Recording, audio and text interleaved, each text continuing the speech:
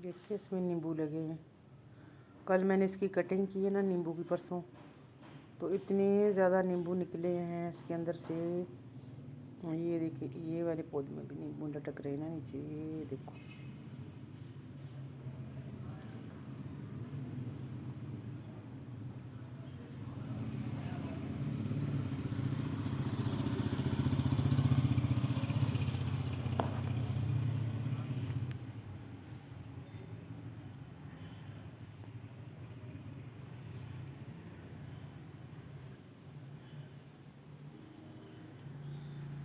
इस दरख्त में ना सारे बन बैठे हुए थे पूंड, सारे चले गए। सर्दी आ गई ना, इनके छत्ते वत्ते सारे अपने ले गए।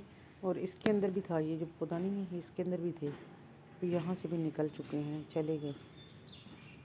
इसलिए यहाँ पे हमने कटिंग शटिंग करवा दी है इसकी। इसमें चिड़िया वगैरह देखो बैठे हुए हैं। ये बहुत ही प्यारा सा एक ना बुलबुल है, पता नहीं क्या है, बुलबुल है, बहुत प्यारा बोलता है ये बैठा हुआ। नहीं, बुलबुल नहीं है, टुक टुक बाडा कहते हैं इसको। ये उसका बच्चा लग रहा है।